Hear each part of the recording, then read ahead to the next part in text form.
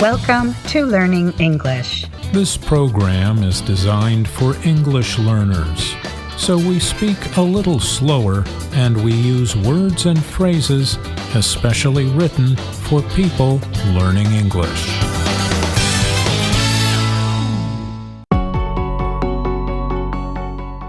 In this part of the program, you will hear some sentences. Your task is to repeat them after you hear the whole phrase. You will have some seconds to repeat. This is the best way to improve fluency. Are ready to begin? I will show you some examples. After that, you can go on by yourself.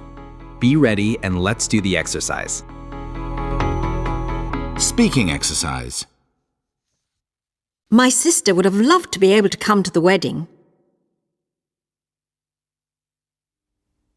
My sister would have loved to be able to come to the wedding.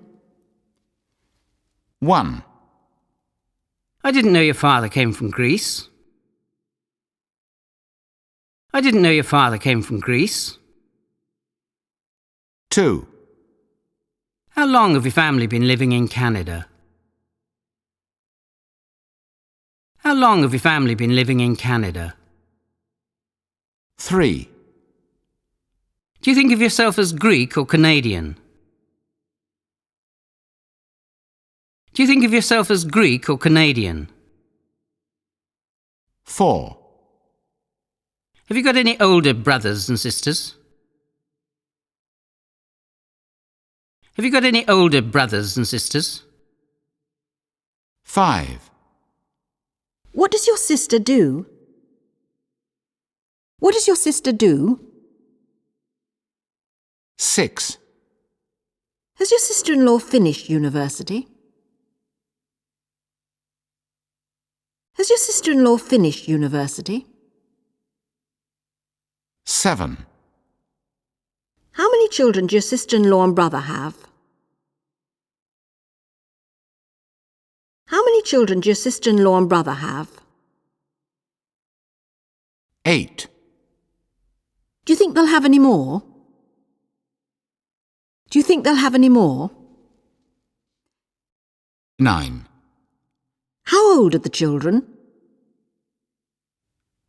How old are the children?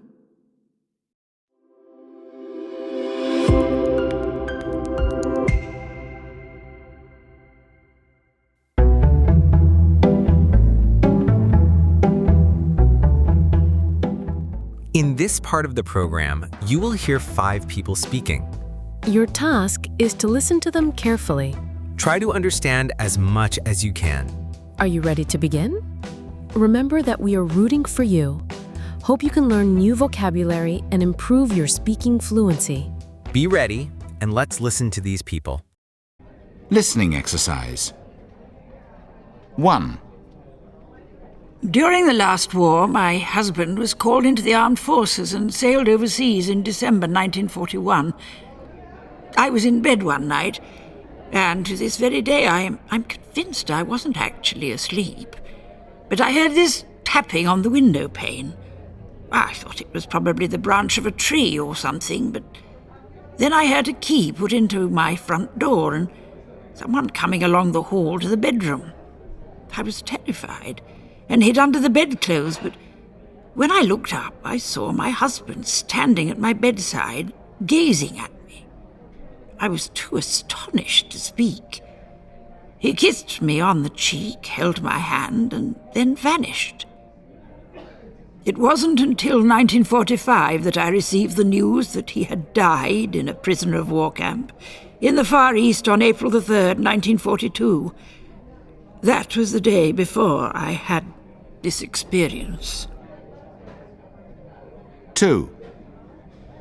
A patient came to me complaining of vivid recurring nightmares in which he and a woman were being pursued by angry villagers who were trying to capture and kill them.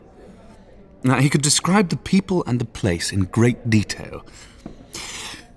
The strange thing was that I had another patient, a woman, who had described, again in great detail, very similar nightmares. That Christmas, someone gave me a book that had just been published on a religious persecution that had taken place in France in the 12th century. Now, as I read the book, it became clear to me that the events my patients were describing had actually occurred. They couldn't have known this. I'm absolutely certain of that. And neither of them had read the book. It was published months after they started having the dreams. The patients had never met. I'm also certain of that. Do you know, I really don't know how to explain it. 3. Everyone says dreaming in a foreign language shows you've really mastered that language. Well, that certainly wasn't my case, I promise you. We'd only been in Spain for a couple of weeks when I had the dream. In my dream, I was standing on the platform of a railway station, waiting for a train and staring at the tracks, when I realized that I'd left my suitcase behind. I said to myself, in Spanish, "How absent-minded can you get?" Now, here's the weird part. The Spanish for absent-minded is despistada. Des is a prefix, and pista means track, though it's not what they say for a railway track. As I said it to myself in my dream, I was aware of all this. Anyway, something woke me, and I wrote despistada down on a piece of paper I had next to the bed. When I woke up next morning, I saw it written there, but I didn't even recognize it, let alone know what it meant. It was only when I looked it up in a dictionary that I remembered my dream. 4. I was driving a passenger through a city somewhere in Latin America when there was this terrible grinding noise. The road kind of lifted the cab and all the other cars up, like some gigantic animal stretching itself. The odd thing was that the passenger I was carrying wasn't the slightest bit perturbed by this. He said, "Seems to be another one of these damned earthquakes. Doesn't look as if you're going to get me to the airport in time for my flight, so you may as well take me to the hospital." Well, I turned round and saw that his head was bleeding. That's about all I remember. Next morning, I was on the point of going out to get a paper when my friend phoned. "Did you feel it?" she asked. "Feel what?" I said. "The earth tremor. It was one of the worst, for years. Nearly 6 on the Richter scale." "I may not have felt it," I told her, "but I did dream it." 5. I had a dream a couple of weeks ago I couldn't make head or tail of. It was an extremely vivid and pleasant dream. 2 women with long red hair were walking along the bank of a river. The women seemed to be in perfect harmony. But then something seemed to go wrong, and one of the women sort of faded away. The other woman walked on alone, looking sad, and constantly looking around her as if searching for someone. Then the second woman reappeared and walked towards the first woman with her hands held out. The 2 women embraced and continued walking together. A couple of weeks later, I was describing this dream in a writing workshop I run, and a member of the group recognized the women in my dream as her sister and herself. Apparently, they'd had a row many years before and hadn't spoken since then. She phoned her sister that night, and they made it up. All thanks to my dream.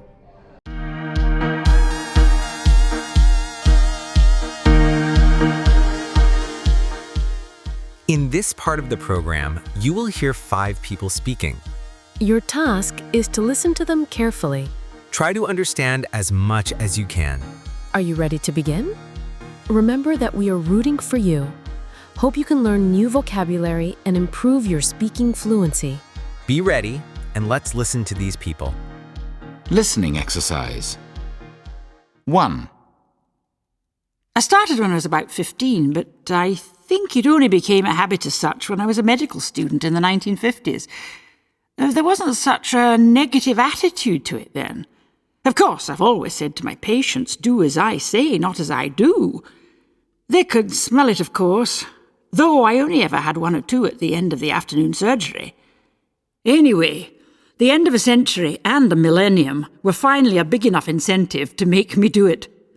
It wasn't easy at first, I can promise you. But I'm hardly ever even tempted now. The great thing is that I can tell my patients to give up without feeling like a hypocrite. 2. All my friends just went out and got theirs without thinking twice about it. But somehow, I just didn't get around to it. And as time went by, it just seemed more and more of a hurdle. Of course, living in central London, I barely missed it. I mean, I'm only 5 minutes walk from the tube, and there's a bus stop round the corner as well. I think what finally made me promise myself I'd do it this year was having Max. I mean, with a small baby, it's completely different. I think you've really got to be able to get around independently, and taxis are not always so easy to come by. I kept asking myself what I'd do in an emergency if David was at work. 3. My father was quite heavy as he grew older, so I suppose I must have inherited his constitution. But as a profession, we're notoriously unhealthy. You fly off to some crisis point somewhere or other at a moment's notice, and are holed up in a hotel for days or weeks at a time, waiting for a story to break. Inevitably, you end up eating and drinking all the wrong things and not getting much exercise. Anyway, I went to the doctor about something completely different, and she immediately said, I think we better take your blood pressure. It was terrifyingly high. And what's involved is a major change of lifestyle.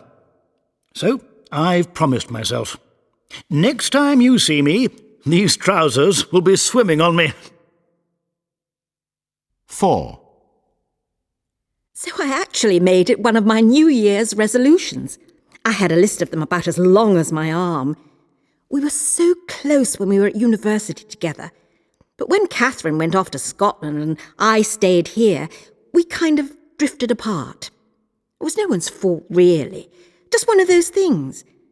But the friendship is still really important to both of us, we realise now. So we've decided we'll get together at least once every 6 months, and that we'll correspond via email and stuff once a month or more. And of course, there's the phone as well. 5. I read the other day that some appalling percentage of people in the United States resolve to make more money every New Year's Eve. That just seems such a terrible reflection on our times, if you ask me. Anyway, I decided that I'd make this year a year where I actually spend more money on helping other people. I suppose I'm in quite a good position financially, so it won't involve much of a sacrifice to put aside a couple of £100 a month to help support the wonderful work these people are doing literally all over the globe. I sometimes wish I could actually get out there and do something myself. Then again, I'm not a doctor, so I don't think I'll be much good to them, really.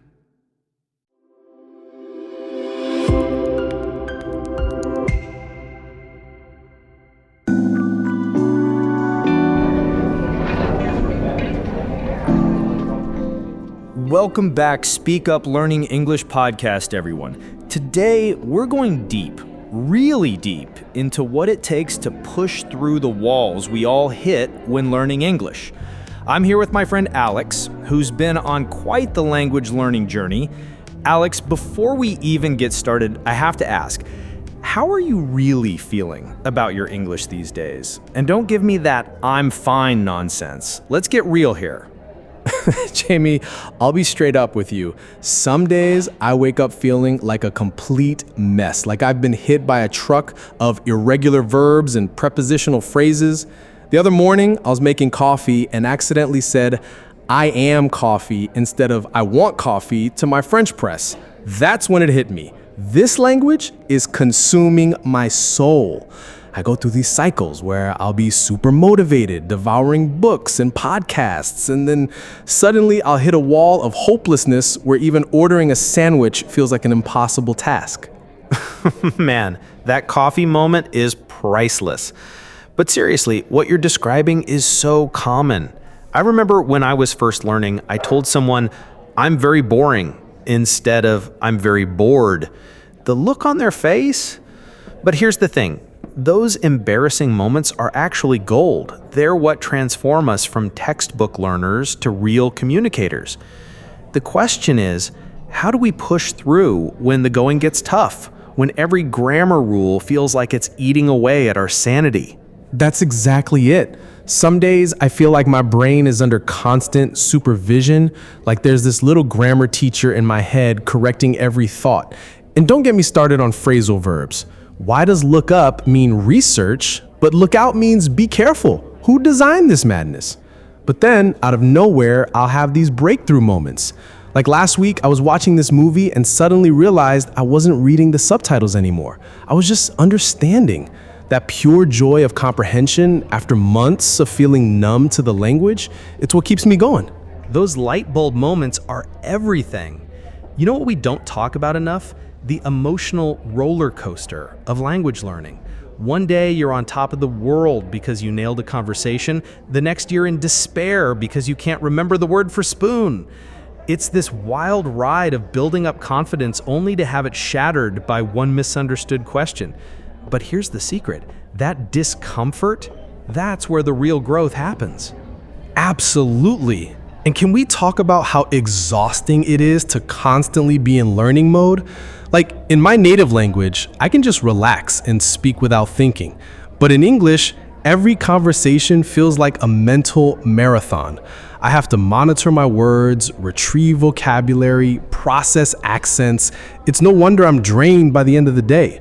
Sometimes I think people don't understand what a huge sacrifice this is. The hours spent studying when I could be socializing, the mental energy expended just to follow a simple conversation. You're hitting on something crucial here. Learning a language isn't just about memorizing words. It's about rewiring your brain, about developing this whole new identity in another tongue. And that process isn't linear. There are days when everything clicks and days when you can't even remember how to say hello. The key is to not let those low points consume you. What strategies have you found that help when you're in that dark place of language learning despair? Well, first I had to learn to stop being so hard on myself. I used to beat myself up over every mistake until I realized even native speakers slip up. Now, when I'm feeling overwhelmed, I give myself permission to take a break. Maybe I'll watch a familiar movie in English or listen to some music, something that feels more like fun than study. And you know what's funny? Those relaxed moments are often when I learn the most. The other day, I was singing along to a song and suddenly understood this idiom that had always confused me. It was like my brain had been working on it in the background the whole time. That's such an important insight. Our brains need that downtime to process what we've learned. It's like when you're trying to remember a word and it won't come to you, but then 3 hours later when you're in the shower, bam, there it is. The learning continues even when we're not actively studying. This is why immersion is so powerful. It gives our brains constant low-pressure exposure to the language. Even when we're not consciously paying attention, our minds are making connections. Exactly. And that's helped me rethink my whole approach. Instead of seeing every interaction as a test I might fail, I try to view them as opportunities to learn. Sure, I might mess up, like that time I told my boss, "I'm exciting for the meeting," instead of "I'm excited." But those mistakes are how we grow. The more I can lean into the discomfort, the faster I improve. Though I will say, some days that's easier said than done. Oh man, that exciting story is gold. But you're absolutely right. The fear of making mistakes is one of the biggest things holding people back. Here's the truth though. Native speakers make mistakes all the time. The difference is they don't let it shake their confidence. That's the mindset we need to adopt. Every misstep isn't a failure, it's a stepping stone. The only way to avoid mistakes is to never speak. And that's not an option if we want to get fluent. That's so true. And you know what else I've realized? The people who judge you for mistakes usually aren't worth talking to anyway. The good ones, they'll help you. They'll be patient. They'll appreciate the effort you're making. Those are the people we want to surround ourselves with. Because at the end of the day, language is about connection, not perfection. Mic drop moment right there. Couldn't have said it better myself. Okay, let's wrap this up with some concrete takeaways for our listeners who are in the trenches of language learning. First, be kind to yourself. This is hard work. Second, embrace the mistakes. They're proof you're pushing your boundaries. Third, find ways to make learning enjoyable, whether that's through music, movies, or conversations about topics you love. And finally, trust the process. Fluency isn't a destination, it's a journey. Some days will feel hopeless, but if you keep showing up, those breakthrough moments will come. And remember, you're not alone in this. We're all in the same boat, paddling through grammar storms and vocabulary waves.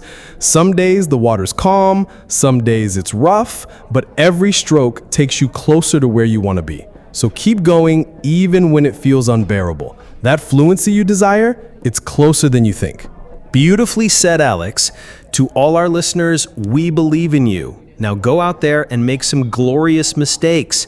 We'll be back next week with more language learning insights. Until then, keep unlocking that English.